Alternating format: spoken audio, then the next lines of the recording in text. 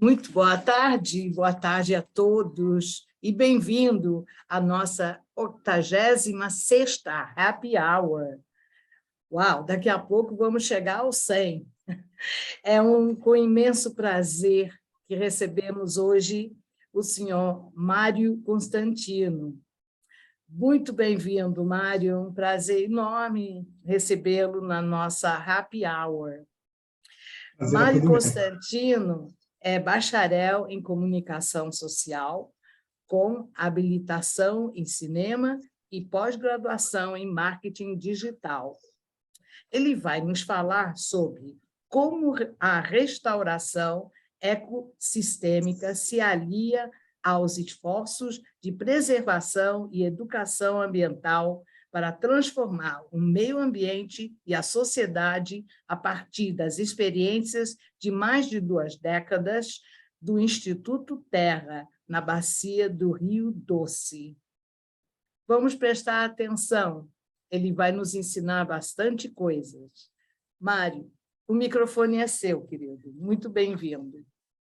Muito obrigado, Mirelle. O prazer é todo meu. A satisfação estar aqui contigo hoje, com nossa audiência aqui também. E obrigado pela oportunidade de poder conversar um pouco sobre o trabalho que a gente desempenha no Instituto Terra, né?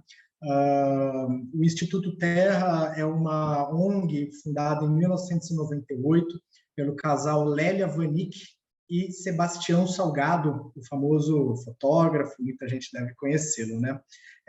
O Instituto tem uma história, vou contar um pouquinho melhor para vocês daqui a pouco, em mais detalhes, mas uma história muito interessante que Sebastião e Lélia passaram muitos anos morando fora do Brasil, na verdade, acabaram estabelecendo residência fora do Brasil.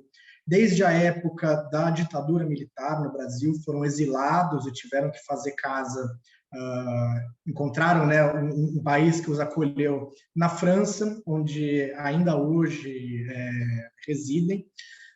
E durante esse período todo em que estiveram lá e sempre trabalharam de forma coordenada, aliada, né? O Sebastião, esse fotógrafo que a reputação o precede, mas a Lélia, ela é uma curadora, uma artista, arquiteta de formação, paisagista, né?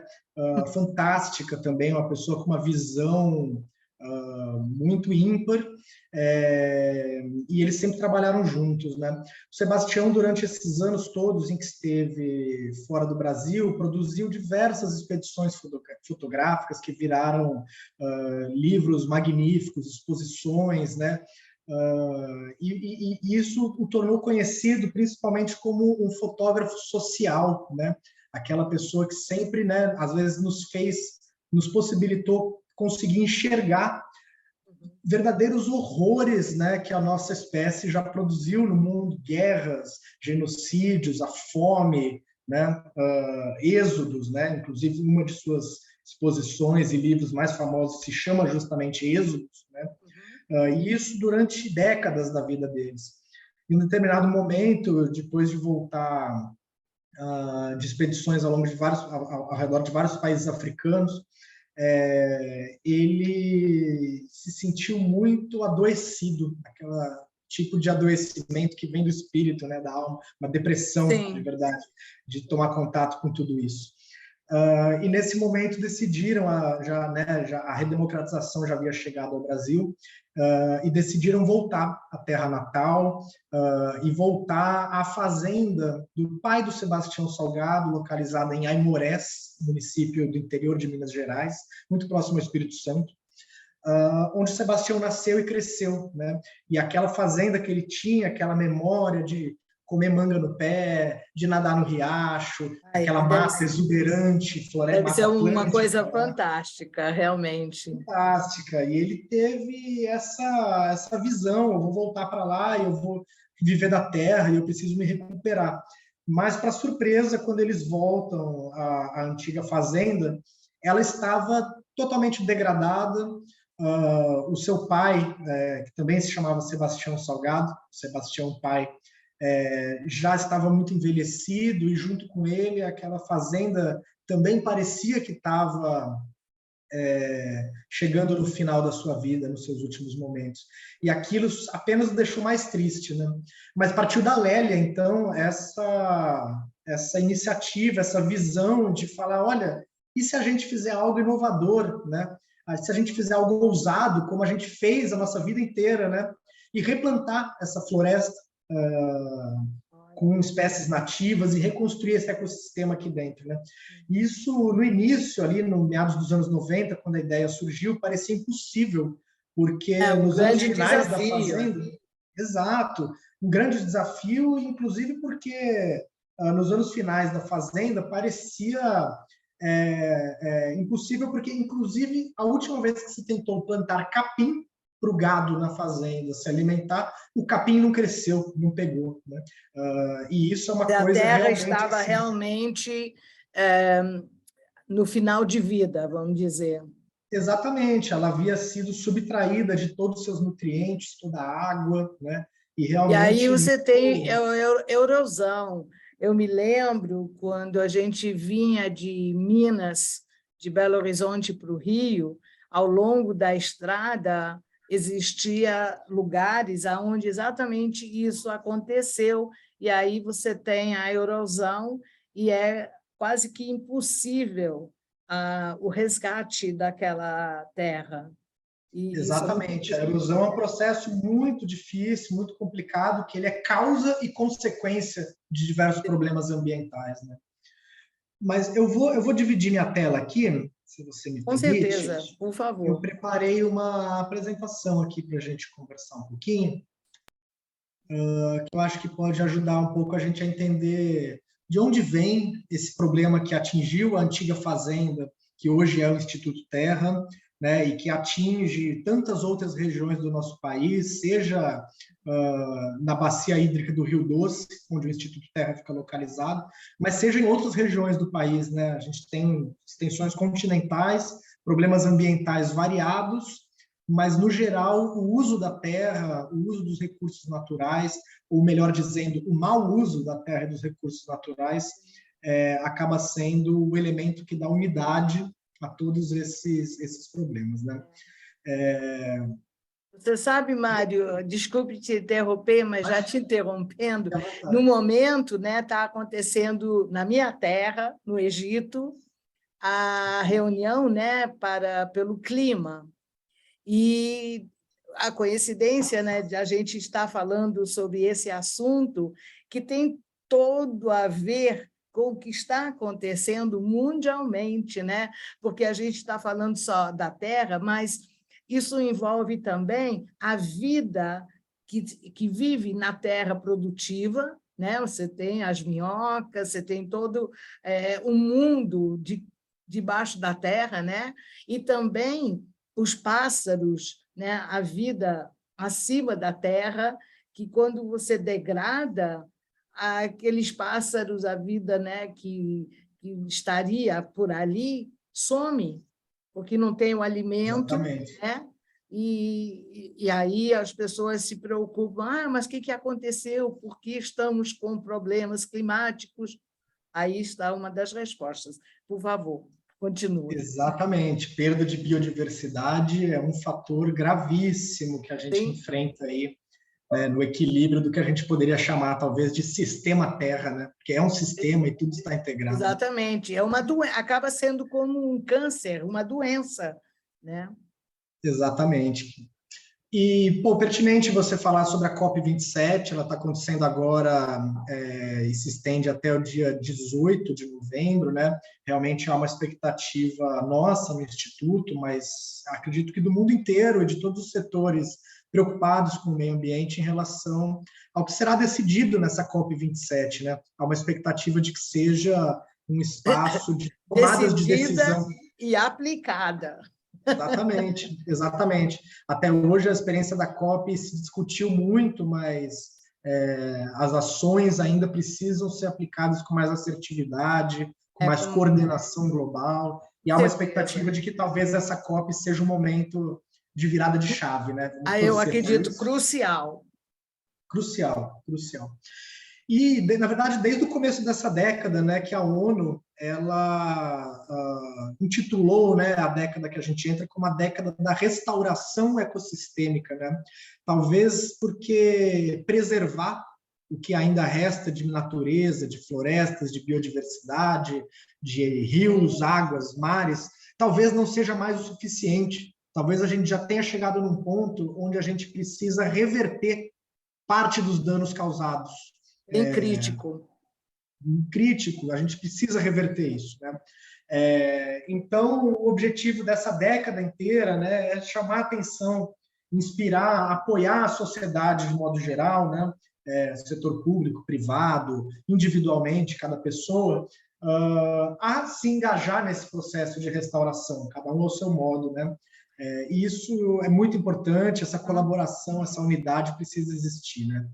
Porque se fala em problemas, né, em aquecimento global, em mudanças climáticas, alguns lugares já conseguem sentir, né, essas mudanças, os efeitos cada vez maiores, mas no Vale do Rio Doce, onde o Instituto Terra está localizado, essas consequências climáticas elas já fazem parte da vida cotidiana das pessoas há algum tempo. Né?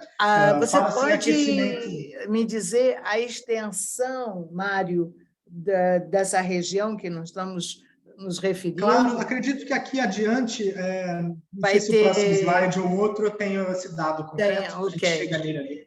Uhum. Mas a gente fala-se muito em aquecimento, tem-se muita desinformação, né, como se sabe, sobre a questão do aquecimento global, né? O fato de que há um aumento médio na temperatura global não significa que determinadas áreas do planeta não irão esfriar, né? Hoje a gente está entrando numa era planetária onde o planeta deveria resfriar um pouco, por conta de sua órbita em torno do Sol, que entra num ciclo distante, né? Então, a tendência natural seria de um esfriamento. Sim. Em alguns lugares do planeta, esse esfriamento será percebido, né? Agora, acontece que, voltando à ideia de um sistema Terra integrado, né?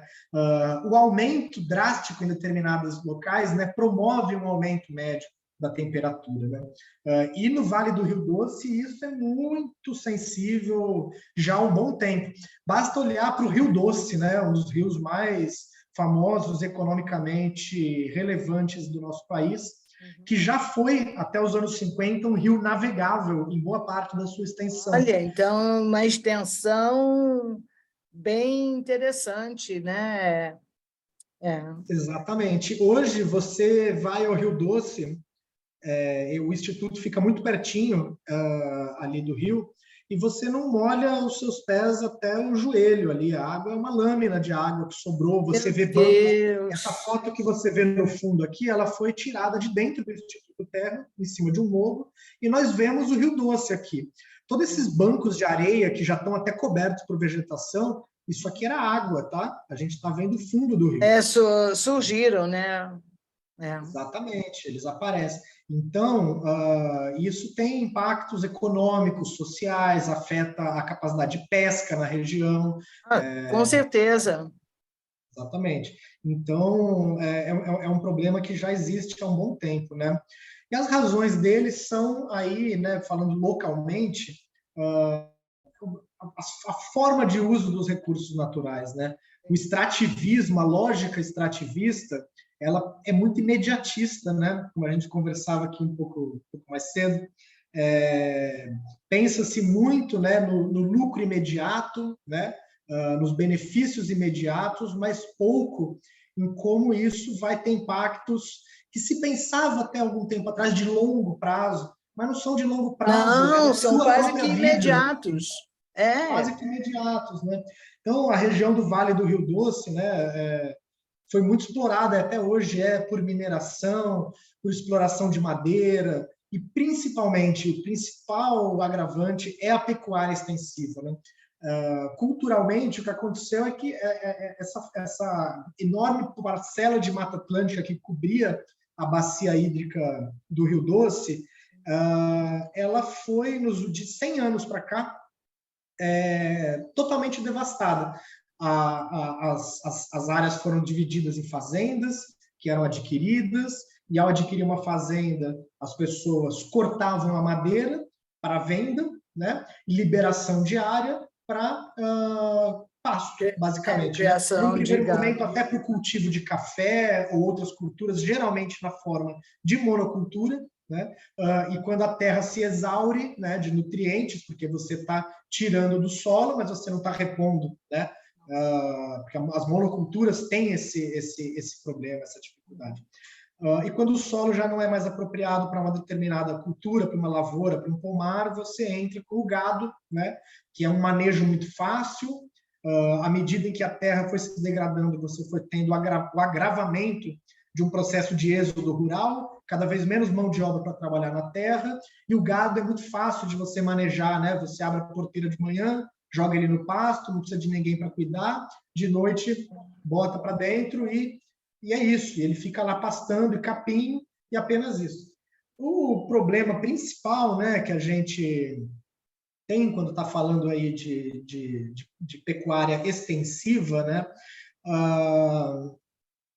é mais ou menos esse que a gente está vendo aqui. Essa imagem nós tiramos do Google Earth, né, acessível para qualquer pessoa. Sim. Essa área pontilhada que vocês veem é o Instituto de Terra, são 700 hectares, mais ou menos, que a gente vem reflorestando. Uma extensão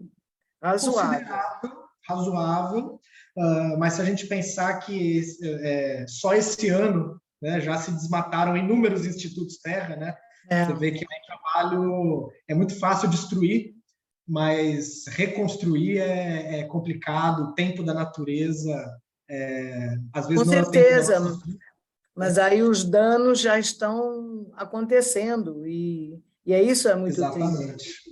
Vocês podem notar essa área verde escura aqui, o Instituto Terra, e em volta, isso aqui é tudo pasto, tá? Olha, esses mares de morros, que é a topografia local, completamente pelados de floresta, né? Às vezes vocês veem o cursor do meu mouse, né? Você vê, às vezes, em cima de um morro aqui, ó. Provavelmente isso aqui é uma reserva legal, né? A legislação brasileira obriga que os produtores, né, os proprietários de terra, mantenham 20% da sua extensão, da extensão da sua terra intocada. Com floresta, né? Não necessariamente intocada, porque talvez nem existam mais florestas, né? Essa ideia de floresta virgem, talvez nem exista mais isso no Brasil, tudo já foi tocado, mas que seja reflorestado, né? Minimamente, para você conseguir reter o solo, e por aí vai. Então, você tem, às vezes, no topo do morro, aqui no canto, aqui, ó, geralmente mantém-se o topo do morro coberto com florestas, né? Porque, pensa assim, ó, a gente tem basicamente 3 tipos de regiões topográficas, né? Você tem a mata ciliar, então, todos esses pequenos vales aqui provavelmente são ou foram curso de rios, né? De córregos que vão desaguar aqui embaixo no Rio Doce, né? Todos eles vão correndo para cá, né? E segue no Rio Doce. Ele começa aonde, o Rio Doce? Em Minas? A nascente do Rio Doce fica em Minas, não sei se precisar o município, tá? A gente pode fazer uma pesquisa no final ali, mas a extensão é bem, bem grande. Mas a gente tem aqui essa região, os vales, né, que é a mata ciliar, a gente tem as encostas, né, as encostas dos morros, e a gente tem os topos de morro, né?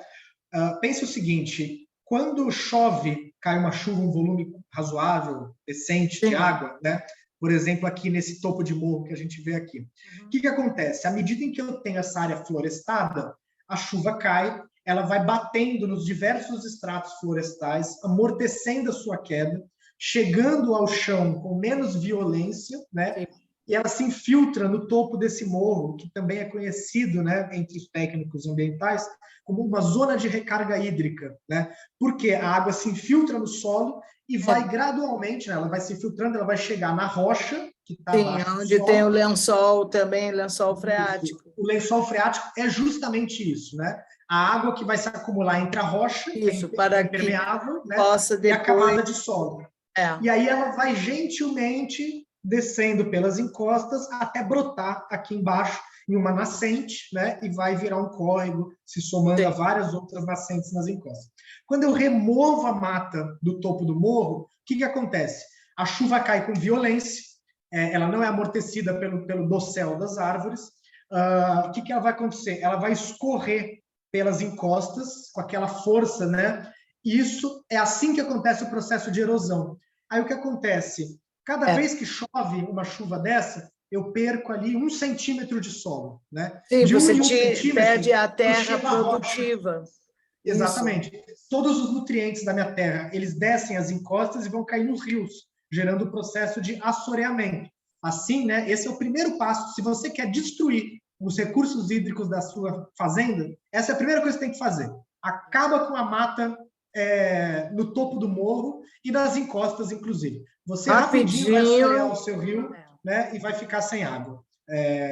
E você muda a topografia do local, porque até essa chuva forte, ela desloca até pedras que vem rolando, porque a terra, né, a vegetação segura tudo isso, né? Exatamente, as raízes das árvores servem como uma rede de contenção, né? Exato. Não sei se vocês já viram, geralmente passando por estrados, o interior de São Paulo tem muito Sim, isso, aí... Minas Gerais, muito. Você vai vendo aqueles barrancos, às vezes uma única árvorezinha escorada lá com aquelas raízes que já viraram aéreas, né? E parece que ela está lutando para segurar aquele barranco toda ali, né? em volta. Exatamente. Já num processo muito avançado aí de erosão. Então, um pouco isso aqui é a dinâmica geral da região, né? Se a gente der um zoom sabe out... o que é interessante, Mário? É que as pessoas, às vezes, dizem assim, mas o que eu posso fazer? Né? Mas você vê um casal, né, com essa visão, uniram um X número de pessoas para resgatar uma área gigantesca e, com certeza, merecem todos os nossos aplausos, né? Com certeza.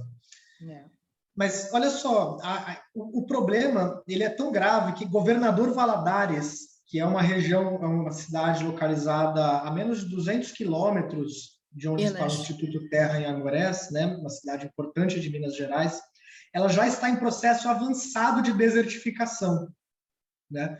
Então, nós estamos falando de uma região que há 50 anos atrás, ninguém no mundo poderia dizer que não era uma floresta tropical, hoje é um deserto, né?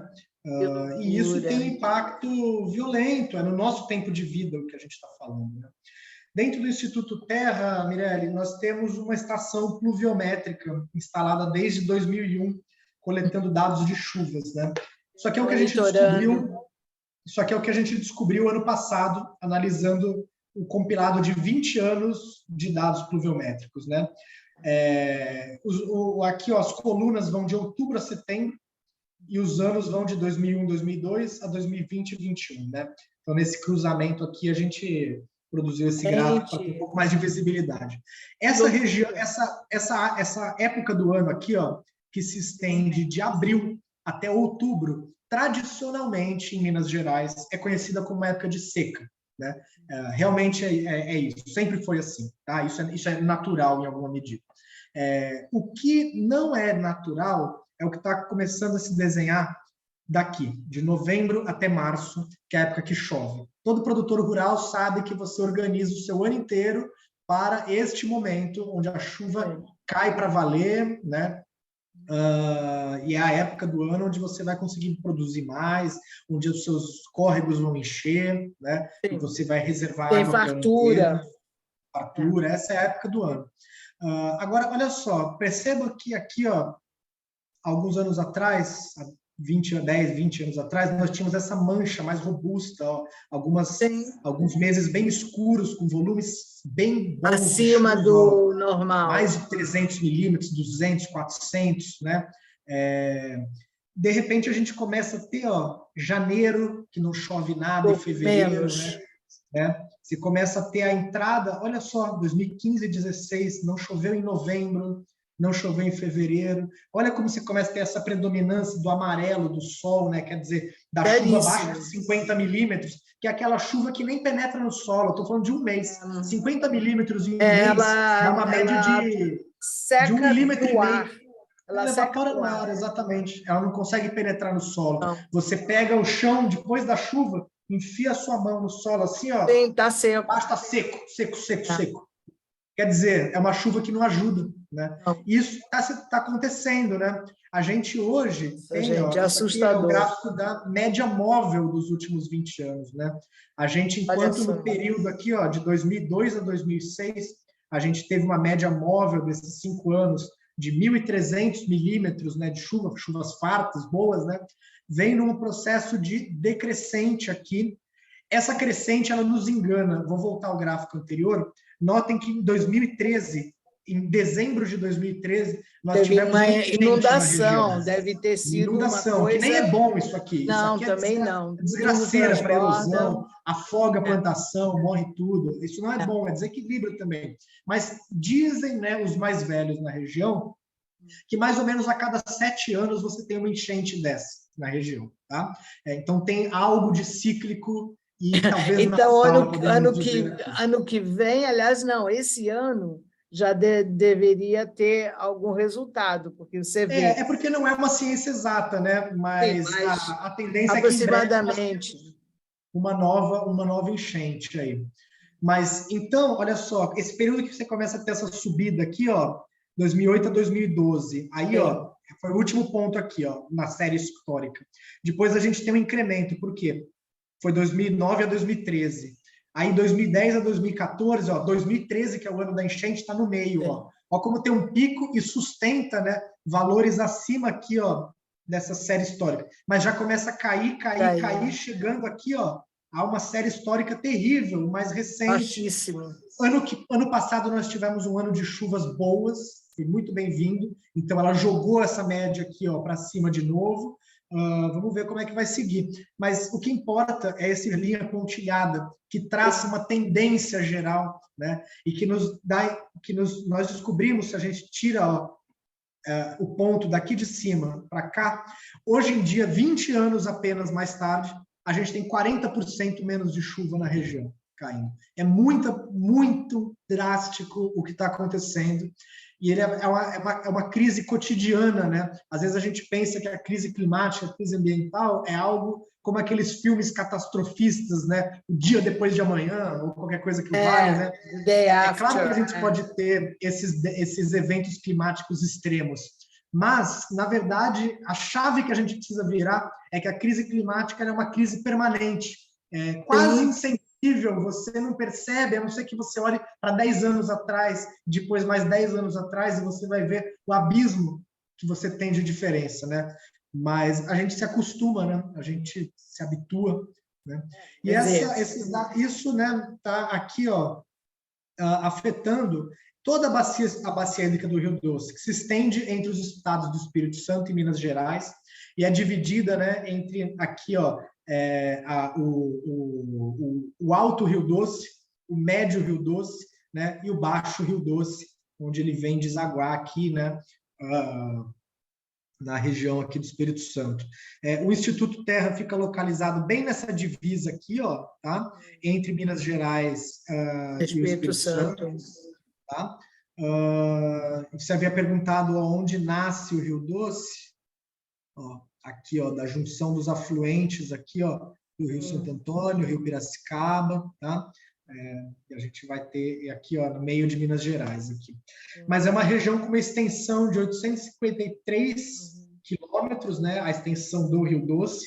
A bacia hídrica tem 83 mil quilômetros quadrados, uma região do tamanho de Portugal, para você ter noção.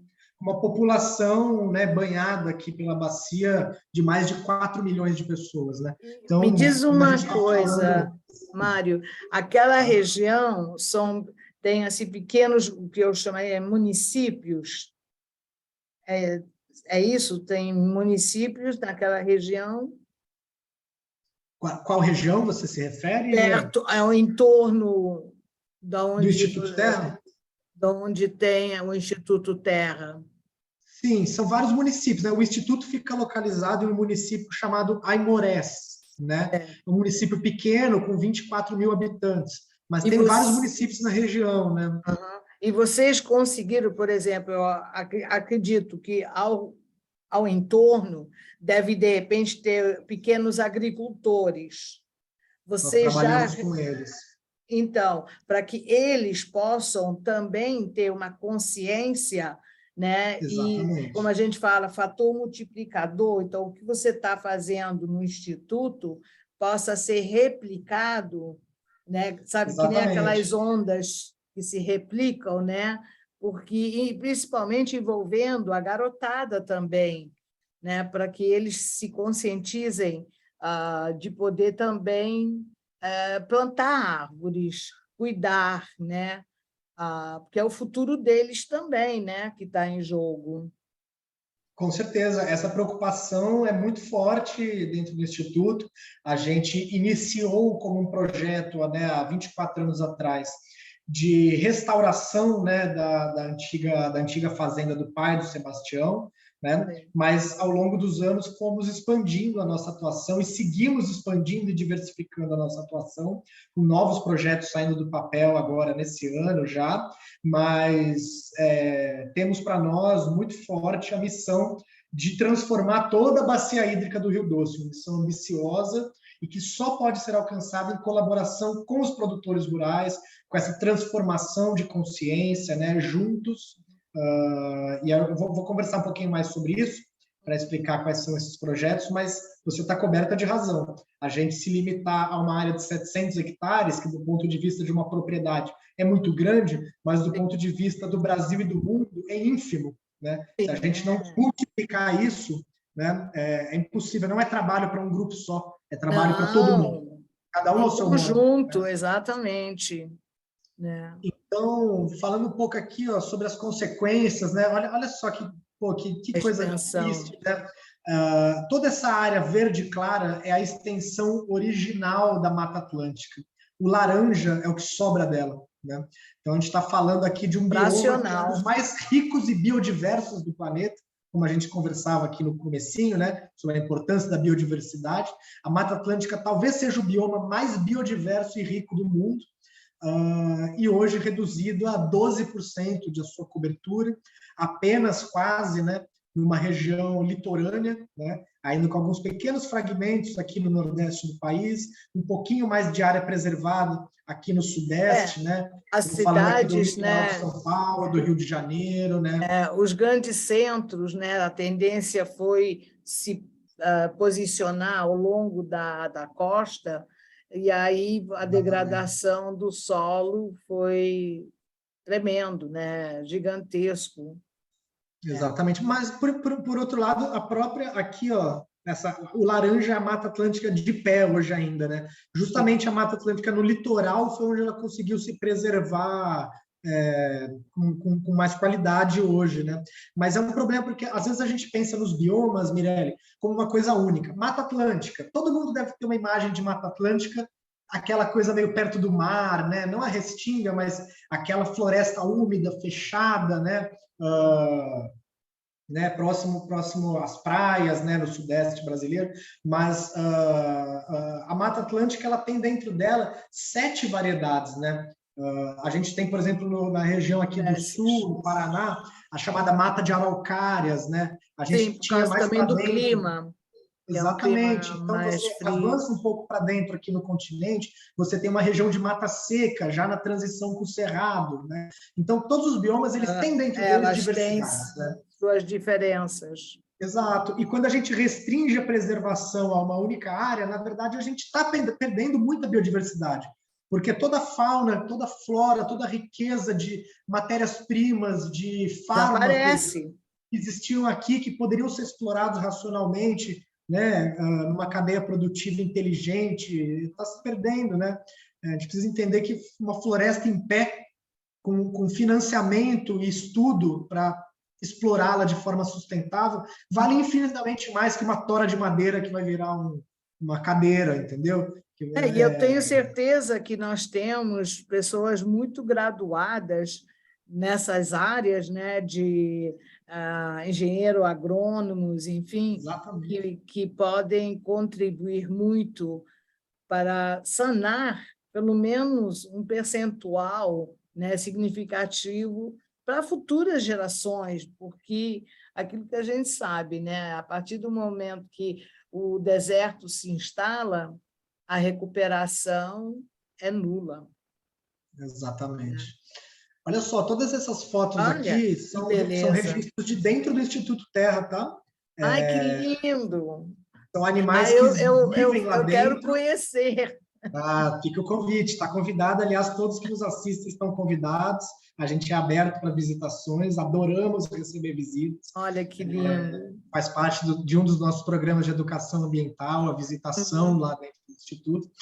E quando você replanta uma floresta, né, que a gente começou esse processo há pouco mais de 20 anos atrás, muito rapidamente a fauna volta, você recupera a biodiversidade, você restabelece o ecossistema. Com Né? certeza. Então, É eu a estou falando aqui sobre... moradia, né? É a mansão dos bichos. Que lindo. Exatamente. Toda a cadeia alimentar se reconstitui e a floresta ganha capacidade de regeneração natural, isso é fundamental, né? Então, assim, a gente precisa dar uma atenção para isso, né? Outra consequência, Mirelle, do mau uso dos recursos naturais, a gente já conversou bastante sobre isso, né? Que às vezes a gente pensa, né? Ou muitas pessoas que às vezes são céticas em relação à importância de preservar o meio ambiente, de restaurar o meio ambiente, né? Porque vem isso como uma coisa meio de bicho grilo, tem a natureza lá, tal. O que precisa entender é que a gente é meio ambiente, né? E meio ambiente e sociedade são uma coisa só. Não existe economia, interligados. emprego. Exatamente. E o primeiro que vai sentir isso, é verdade, é o produtor rural. Talvez você more em São Paulo, como eu, sou paulistano, tá? More no Rio de Janeiro, more num grande centro urbano e não tenha solidariedade nenhuma. Falar, pô, coitadinho dele, né? Mas o que eu posso fazer? O problema é que isso vai chegar na gente com o aumento do preço do alimento na sua comida, com escassez de alimento, né? Então, na hora que falta, né, a coisa a gente o que a gente chama a cadeia alimentícia, né? Tem todo um processo. E não é simplesmente, acabou, vamos no mercado para comprar. Não é assim, não cai do céu. Exatamente. O Brasil, por exemplo, tem como principal matriz energética a matriz hídrica, né? E aí o mau uso dos recursos no campo vão desabastecer as represas, que vai encarecer a sua conta de energia elétrica. Na hora que chega a bandeira vermelha, que você paga R$300 na sua conta de luz e fica furioso, aí tá batendo em você, entendeu? Então, todo mundo precisa se preocupar com isso, né? Ter uma consciência maior, né, exatamente, e se mobilizar para que o poder público, né? Porque isso aqui é uma tarefa de uma magnitude tamanha. Se o poder público não contribuir, né, não legislar, não regulamentar os processos de preservação, de recuperação, dar aportes financeiros para que esse pequeno produtor, que é um cara que sofre, ele não é um vilão, ele é um cara que sofre muito, ele precisa de ajuda, auxílio, aporte financeiro para poder fazer o certo. Muitas vezes ele quer fazer o certo, mas ele não tem ou conhecimento ou o recurso para recuperar aquilo que já foi devastado. Degradado. É muito importante. Eu trouxe alguns vídeos aqui, mas a gente está avançando no tempo. Depois, no final, se sobrar tempo, eu mostro. Tá? Ok. Falar um pouquinho sobre o Instituto em si, né? A gente falou muito sobre contexto. Eu já contei isso para vocês, né? Aqui é o Sebastião e a Lélia, né, contemplando aqui essa área toda que vocês veem, até essas montanhas aqui são o Instituto. Aqui ao fundo já não é mais, né?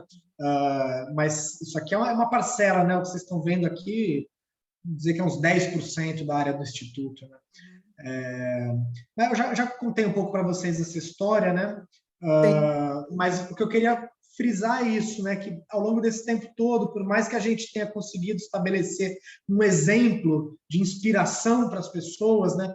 A gente sabe que precisa ir muito, mas muito além para a gente ter impactos verdadeiros aí, conseguir, dentre outras coisas, chegar nos que são os objetivos que a gente discutia no começo da COP27, né? Se a gente quer manter a temperatura... já participaram, por exemplo, tem alguém representante do Instituto na COP?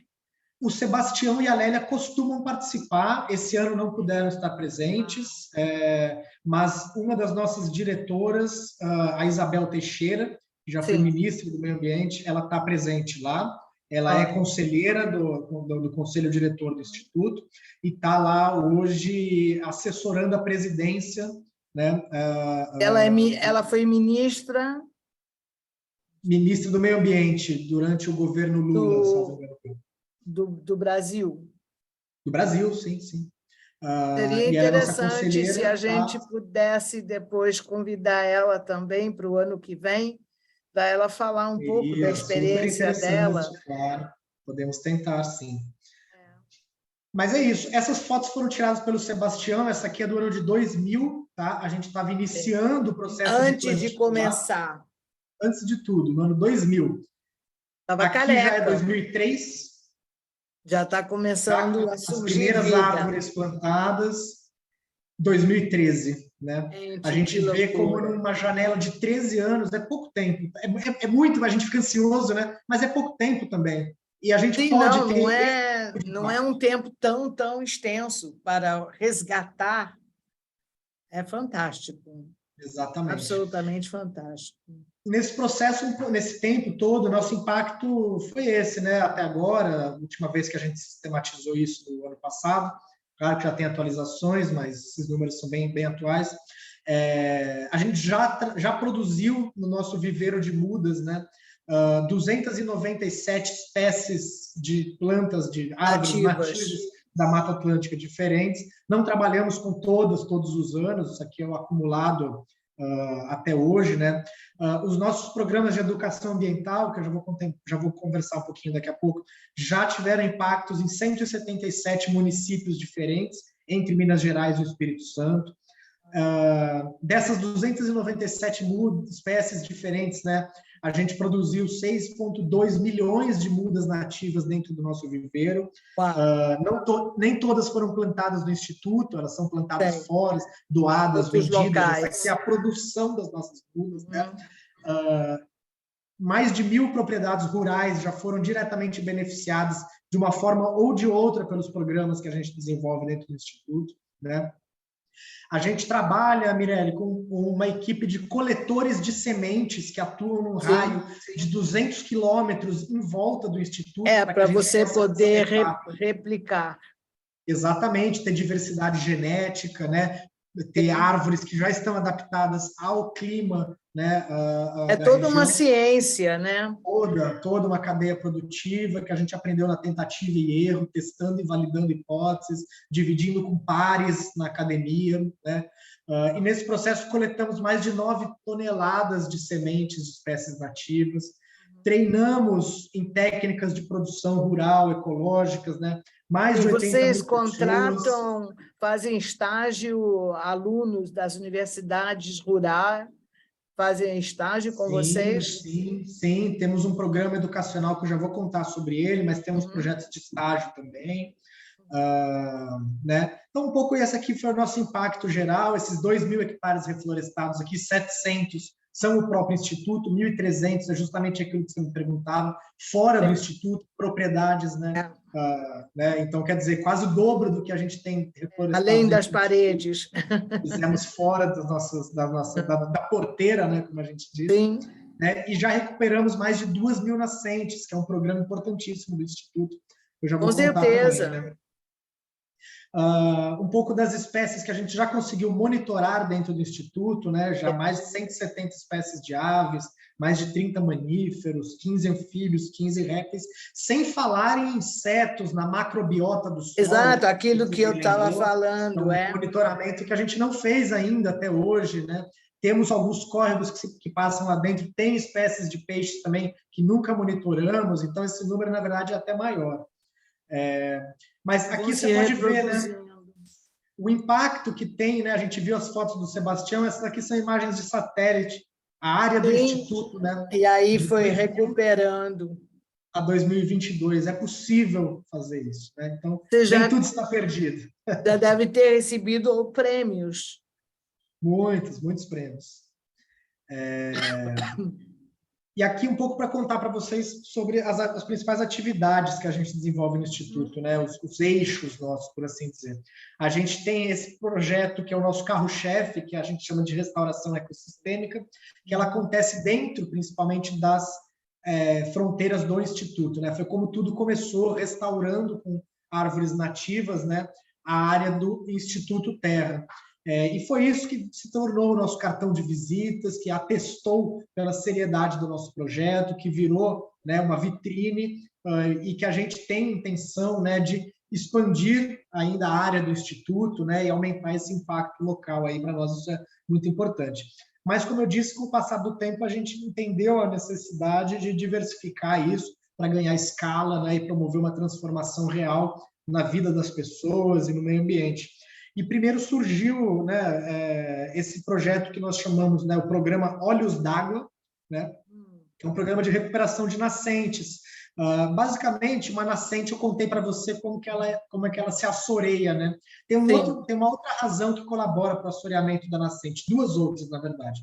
Quando você desmata uma área, o sol começa a bater direto no solo e ele vai ressecando. A água, pouca água que cai, evaporação. Passa menos tempo ainda dentro do solo.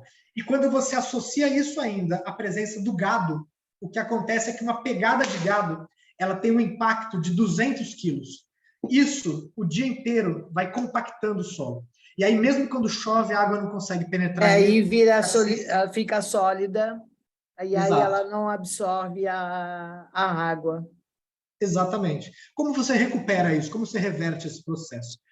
Basicamente, o que a gente faz é identifica uma região onde haveria uma nascente, cerca ela, com cerca mesmo, piquete, arame farpado, para manter o gado fora, né? E você planta árvores dentro dessa área. Ao redor. Árvores vão oferecer, como vocês veem aqui, ó, essa aqui é uma nascente que nós recuperamos, vão oferecer cobertura vegetal ao solo, né? Vão funcionar como mata ciliar para essa nascente, e as suas raízes, né? As árvores, elas têm essa característica de bombear a água, a raiz ela vai descendo até chegar na rocha, no lençol freático, que ela precisa de água para fazer a fotossíntese, então ela vai crescendo e chegando até lá, e ela vai bombeando essa água de volta para cima no solo, umedecendo. Também com a umidade, né, que a árvore também exala no ar, ela fica como um imã. Então, ela puxa também, ela solta, mas ela puxa chuva. Exatamente. Eu sei porque quando eu ia muito no Jardim Botânico, na época que eu trabalhava com turismo, e eu sabia quando ia chover, porque a terra ela dá aquele cheiro, então ela já está puxando, ela está buscando, né, as nuvens. É fantástica. A mãe natureza é tão única, né, tão abençoada. Realmente, exatamente. O ser humano Exatamente. perdeu, acho, porque a gente se civilizou do materialismo, né, da tecnologia, das moradias, e esquecemos o básico, né? Essa ligação com a terra, que é tão importante, né? Exatamente. Então, junto com esse programa, a gente também instala sistemas de saneamento, né, que são mini estações de tratamento de afluentes, totalmente ecológicas, né, feitas com né, bactérias naturais que tratam esses afluentes, preservam, então, essas nascentes recuperadas limpas, mantém essa água apropriada para o uso, né, e por aí vai. E os nossos projetos de educação ambiental, né, temos um guarda-chuva de educação ambiental e vários programas embaixo deles, né? O mais notório que eu poderia contar aqui para vocês, que o nosso tempo já está se estendendo um pouco, né? É o NERI, né, que nós chamamos, o Núcleo de Estudos em Restauração Ecossistêmica. Já há mais de 10 anos, a gente recebe todos os anos uma turma de cerca de 20 jovens, que são todos possuem formação técnica em áreas relacionadas ao meio ambiente, então são técnicos em agropecuária, técnicos, né, nessas áreas todas. Eles passam em um regime de semi-internato, vivendo 1 ano dentro do Instituto conosco. Olha, e tendo que fantástico. Super legal, tendo uma educação alternativa, onde muito pouca aula de sala de aula e muito tempo de experiência prática. Não, é aula realista, não é só a teoria. Exatamente, né? Não é só a teoria. Exato. E assim eles aprendem todas as nossas técnicas que a gente aprendeu aí, as duras penas nesses 20 24 anos, né, e se mas formam como é multiplicadores. gratificante, com certeza, né? Super gratificante, é. É a coisa mais, né? A gente acorda todo mundo com um sorriso daqui a aqui, né? Porque É é muito verdade. gostoso fazer isso, ver essa mudança acontecendo. Essa meninada que vocês veem aqui, essa turma aqui desse ano mesmo, estava com eles até ontem. Então, essa é uma das atividades de educação ambiental que a gente promove, mas dentro desse guarda-chuva, assim, tem muitas outras. O próprio processo de visitas lá dentro, né? Que a gente recebe visitantes quase que diariamente, é uma forma de educação ambiental. Temos um projeto que, no momento, ele foi desativado por causa da pandemia. Acredito que ano que vem a gente deva reativar, que é o Terrinhas, onde a gente recebe escolas durante o final de semana, né? E muitos outros projetos já antigos passaram pelo Instituto e novos estão por vir aí também, né? Mas nessa intenção de multiplicar também e diversificar nossa atuação, a gente está querendo entrar agora, e vamos começar esse ano, com a implementação de sistemas agroflorestais, né? A gente conversou sobre como a monocultura, qualquer monocultura, ela é problemática, né? Ela não gera biodiversidade no seu ambiente, ela gera um estresse hídrico muito grande, ela gera muito estresse para o solo, porque para o solo também, exato. A de diversas culturas, você tem uma tirando numa época do ano, outra repondo, você vai associando. Antigamente eles faziam, inclusive, dividiam, né, em 4, e aí nada acontecia, e era para fazer o rodízio, exatamente. Né? Tem povos indígenas que trabalham dessa maneira há séculos já. Para manter um equilíbrio, né? A natureza, exato, você deixa a terra. O solo descansar, vai trabalhar na outra área. E cada plantação usa determinados tipos de nutrientes, então isso favorece o que você está plantando. Exatamente, tem uma espécie que está oferecendo sombra para outra que não consegue crescer. Então, assim, é uma lógica fundamental e que precisa virar paradigma se a gente quiser transformar. Faz sentido. Meio ambiente. Então, só que assim, isso é uma coisa que é cultura, é mentalidade. E cultura e mentalidade não é algo que você impõe, é algo que você transforma junto. Você não impõe de cima para baixo, goela abaixo das pessoas. Muitas vezes, o meu pai fazia assim, então eu vou fazer. O meu vizinho faz assim, eu vou fazer. Mas se você não pegar as pessoas pela mão, debater junto, mostrar, provar que é possível, porque auxiliar eles vira um círculo vicioso e você tem que quebrar esse círculo vicioso, transformar num círculo virtuoso, onde uma Exatamente. pessoa. A gente viu isso quando a gente começou a trabalhar 12 anos atrás com o projeto de recuperação de nascentes, o Olhos d'Água. As pessoas não queriam simplesmente que a gente entrasse lá e recuperasse a água no terreno dela. Porque eles não acreditavam que fosse possível. Não, e mais do que isso, o cara fala assim, eu tenho 10 hectares de pasto, você quer cercar meio hectare para recuperar uma nascente, isso quer dizer que eu vou ter meio hectare a menos de capim, eu vou ter 5% de redução na minha renda. Não quero, muito obrigado, passar bem. Ele não consegue Aí, de repente, o vizinho dele topou. A possibilidade de coisas bem maior do que aquele percentual fracional. De capim, saca? Porque aí uma hora o vizinho dele topa. E daqui 3 anos, a nascente do vizinho dele começou a jorrar água. E aí, quando chega o período de seca, ele tem água e você está comprando caminhão-pipa para o teu gado não morrer de sede. O cara consegue botar mais cabeça de gado dentro da área dele, porque tem água, ele tem irrigação para o pomar, para a lavoura dele, está pagando as dívidas, o filho dele resolveu continuar na terra. Um trabalho árduo para poder desmistificar tradições milenares aí que vinham acontecendo, e não é tão simples, não. Mas there is hope, como a gente fala, tem esperança. Exatamente.